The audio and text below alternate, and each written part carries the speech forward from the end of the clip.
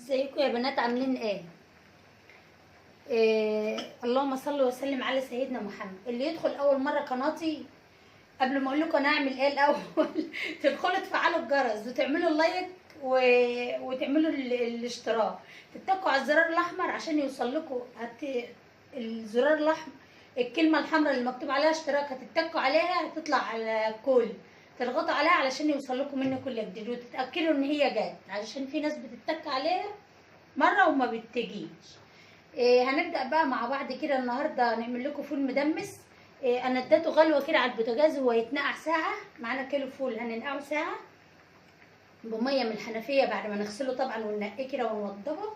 وبعد ما يتنقع ساعه هتولع عليه على البوتاجاز. انا طبعا ما جبتش الحته دي، بس قبل ما احط اي حاجه انا هوريلكم اهو. واخد معايا غلوتين 3 على البوتاجاز، وهوريلكم الميه اللي هتطلع منه اللي هي السمره دي شويه هنرميها ونصفيها ونغسلها ونرجع نحط عليها ميه نضيفه ونقول لكم هنعمل ايه. بسم الله الرحمن الرحيم. معانا دلوقتي الكيلو الفول بتاعنا المدمس اهو، وهنعمل لكم بقى معاه فطار كده، ايه، شويه بطاطس وشويه فول كده وبطين كده نفقشهم لكم عشان نوريكم الفطار بتاعنا ايه اللذيذ بالفول بقى بالزيت الزيتون ده. ما اقولكم الميه الصفرا ده هي اللي طالعه ده السودا ده هي هنرميها، عشان كده بقول لك يغليه ونرمي الميه ونرجع نحط ميه نضيف. وحط عليه حوالي معلقتين عدس بجبته وحوالي معلقتين فول مدشوش اهو. انا مقربه لك الكاميرا عشان تشوفوه.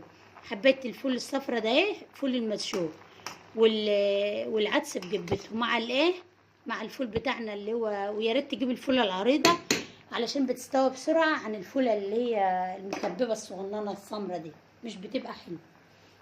هنطفي عليه ونصفيه مع بعض اهو، وهنشوف هنعمل ايه. معانا بقى المقادير بتاعتنا، مقادير ومش مقادير هنشوف اهو. كده خلاص عملنا ميه نضيفها اهي، ولعنا على الفول بتاعنا تاني. هنضيف معانا بقى 4 معالق زيت كده او 3، زيت نباتي عادي، لكن زيت الزيتون هنشوفه بقى بعد ما نيجي نفطر بقى كده عشان ايه يبقى طعمه حلو. ومعانا قرن شطه احمر، ومعانا بصلتين صغننين كده، بلاش التالتة دي. بصلة واحدة عندك حطيها، بس معلش بقى البصل عندي صغنون وخلص.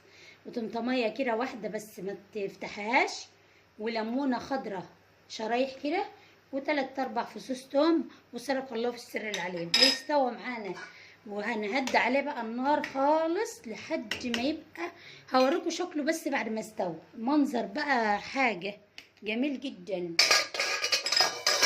تمام.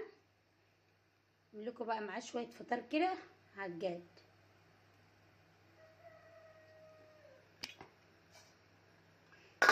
كده هنهدى عليه النار ونسيبه بقى لما يستوي يا حبايب قلبي. الفول ما فيش في حاجه، بس انا حبيت اوريكم التكه بتاعته بتاعت الميه السمراء اللي لازم تترمى، وما يستوى معانا يبقى شكله ايه بالخلطات بتاعتنا اللي احنا حطيناها دلوقتي دي.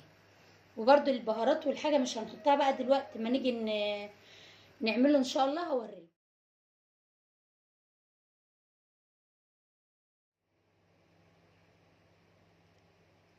معانا حبايب الفول بتاعنا خلص اهو. هنعمله بقى كده الفطار الصبح. صباحكم عسل وصباحكم ورد، او مساءكم عسل ومساءكم ورد. هنعمل كده في الطبق، هنشيل شويه. شوفوا بقى لونه عامل ازاي، ولا حط له لون ولا حط له اي حاجه. يعني انا كنت عايزه اجيب له لون اصلا عشان يبقى جميل، بس هو من غير لون حلو. تمام. هنشيله بقى معانا كده اهو، وهنحط الطاسه بتاعتنا اللي احنا هنعمله فيها عشان اوريكم بقى هعمله ازاي.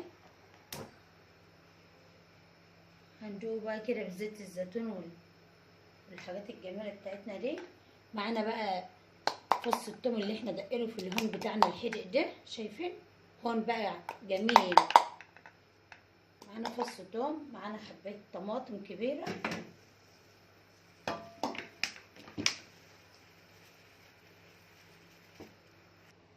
هنضيف الزيت، زيت عادي برضه.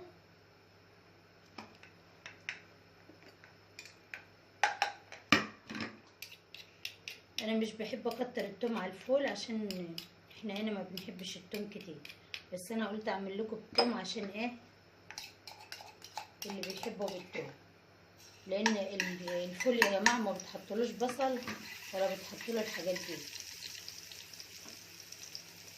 طبعا احنا بقى لا بنحط ملح عليه ولا اي حاجه، هو بيتسلق بالحاجه اللي انا حطاها عليه كده وخلاص. وما تيجي تجهزي لي الاكل اللي عشاكي او لفطارك في اي وقت، تعملي بس الدقه اللي انا بعملها دي وخلاص. الطماطم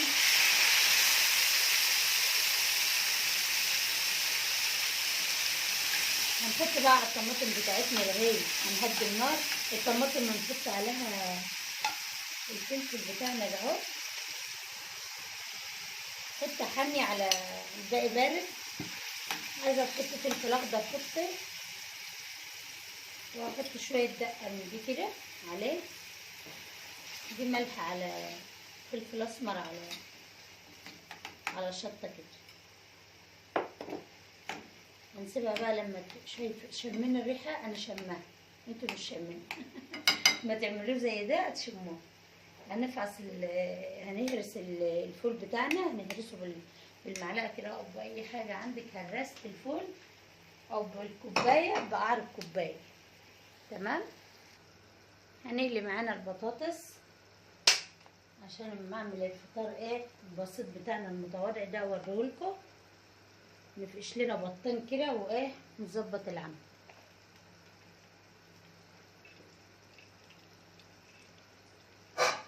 الله المستعان يا رب، اللهم استغفرك واتوب اليك. خلي عندك طاقه ايجابيه كده بقى يا حبايب قلبي، وقوموا يلا اعملوا اللي انتوا عايزينه كده في البيت، ولا تشتري فول ولا تتعبي نفسك. الفول بقى ناقصه الطعميه، هبقى اعمله لكم مره تانية عشان ما جهزتش ان انا اعمله. بس اهو ما يكون فول وحته جبنه كده وبطين وتقلي لك بطاطايه، او فطار جميل. والموجود الجود في الموجود زي ما بيقول، احسن ما احتار واروح اشتري من بره.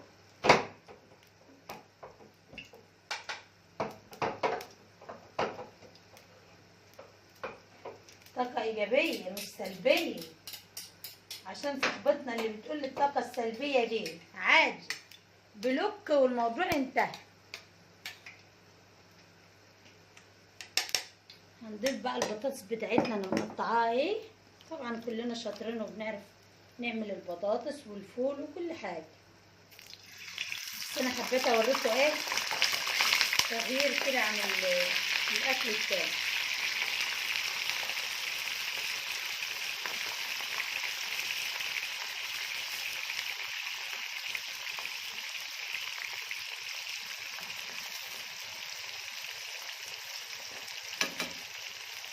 حبايب قلبي اللي بيقولوا لي اعملي لنا الجلاش باللحمه، هعمل لكم والله كل حاجه يا بنات، هعمل لكم احلى حاجه. المعلقه بقى اللي تقلبي بقى الفول والطماطم، ما تقلبيش بقى البطاطس عشان الزيت بتاعك ما يتوسخش. ده له معلقه وده له معلقه. كده كده هجيب الصفايه صفي بقى البطاطس. قومي بقى افتحي الشبابيك بتاعتك كده وظبطي الدنيا الله المستعان. الطماطم بتاعتنا اتعملت اهي يا حبايبي، والفول بتاعنا هرسناه اهو. هنضيفه بقى على الطماطم كده اهو. لو انت عايزه تعملي الفول من غير طماطم عادي، اعمليه من غير طماطم، حطيه اهرسيه وحط عليه الحدق بتاعه اللي هي التوابل بتاعتك، شويه ملح على دقه على فلفل اسمر صغيرين كده، ويعصر عليه بقى الليمون والتكات وحركاته بقى اللي هي في الاخر دي، وزيت الزيتون والكمون. انا هعمل كده في ده برضه، بس احنا هنا بنحبه بطماطم. تمام، عشان في ناس مش بتحبه بطماطم يا حبايبي. الواحد ياكل بقى ربع طبق من ده وما يجيبش اللي بره ده خالص. حبايه منه احسن من اي حاجه. حطيت شويه ميه كمان اهو علشان ما ينشفش معاكي من غير ما يغلي.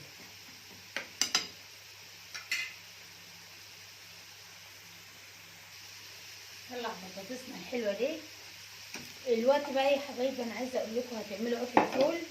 هتمسكوه بقى بعد ما يبرد تحطوه في علب او اكياس ثلاجه على قد كل مقدار فطار او عشاء ليكي، وتعينيه في الفريزر يفضل معاكي. يعني ممكن النهارده طول اليوم تحطيه كده في الثلاجه عادي طول اليوم في الحله اللي استوي دي.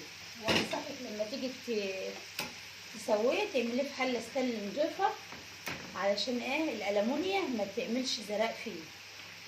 ويا حبايبي تقوموا عينينه بقى في الفريزر بتاعكم، ويفضل بقى عندك تحت ايدك لما تحتاجيه في اي وقت تطلعي منه يفك وتعمليه.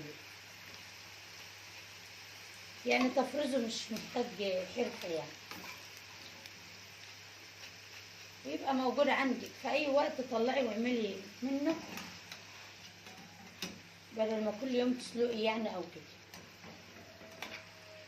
يقضيكي اسبوع يقضيكي اكتر براحتك بقى. كده البطاطس بتاعتنا الجميله اهي. هكمل بقى الباقي ونفقش البيض برضو مع بعض. وكده الفول هطفي عليه.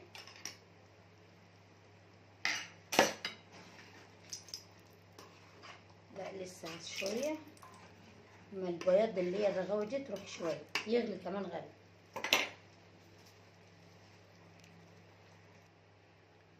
معانا الفول خلص، طفينا عليه اهو. وهنعمل بقى البيض بتاعنا. ولعنا على طاسه فيها شويه زيت،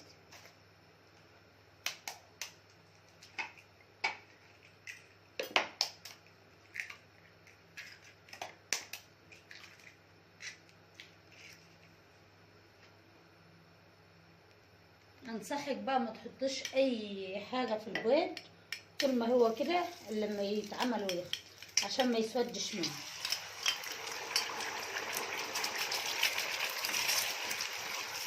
عايزه تسيبيه قرص سريع، عايزه تقلبيه قلبيه.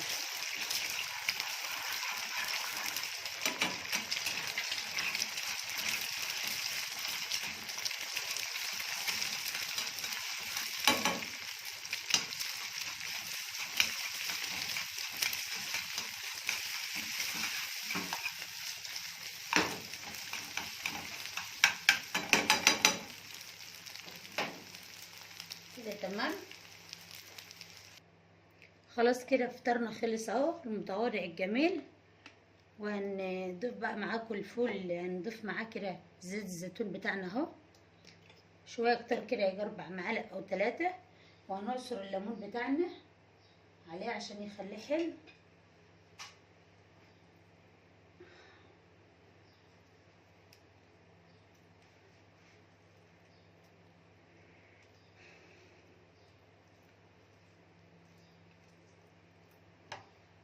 وشويه كمون كده على الوش.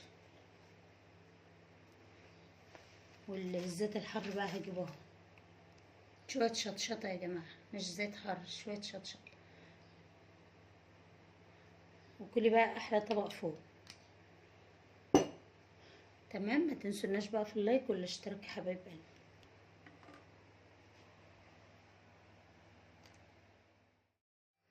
معايا يا حبايبي فول اخضر غليين له ميه اهو. معايا فول اخضر الكميه اللي انت عايزاها. طريقه تخزينه بس هوريها لكم.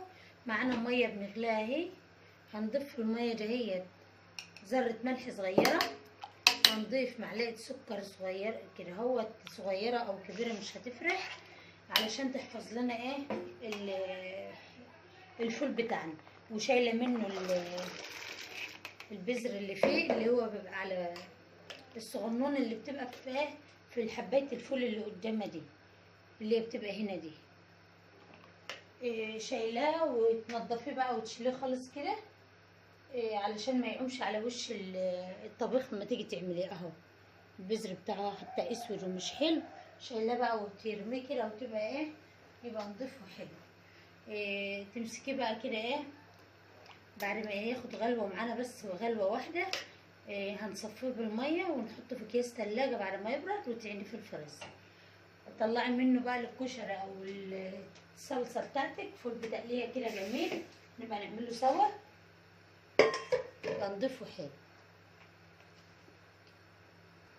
خلاص خد الغلوه بتاعتنا اهي، عشان ما يستويش مننا قوي برضو، وهنصفيها اهوت بالمصفى ونحطه في اكياس التلاجة. إيه بقول لكم يا بنات، انا بعمله بيتعمل كده ليه؟ علشان بقى ما تيجي تطلعيه بعد ما تعينيه في الفريزر من غير ما ياخد الغلوه دي والتكه بتاعته دي، تلاقيه محصحص كده في السوا بتاعك، او في الحاجه اللي انت بتعمليها بتطبخيها. لكن كده بتلاقيها استوت معاك الحبايه بسرعه، وهو كذلك البسله، وتلاقيها استوت بسرعه وحلوه في قلب الطبخ بتاعك، ما تبقاش محصحصه، تفضل ناشفه وجامد. هتمسكيه بقى، حطيتيه في كيس التلاجة بتاعتك اهي، هتمسكيه كده اهو، تسيبيه لما يبرد شويه كده اهو. وما تيجي بقى، عشان انا مستعجله عشان اقفل الفيديو، هنيجي بقى لما يخلص بقى نفضيه من الهوا خالص كده اهو.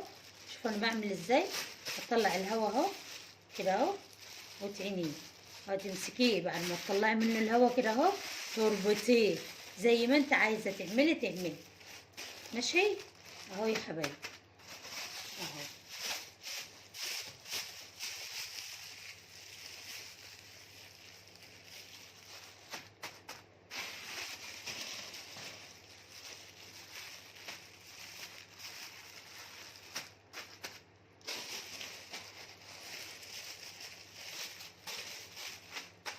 دي بقى طريقة تخزينه، وهنعينه في الفريزر لوقت ما تعوزيه تلاقيه تحت ايدي.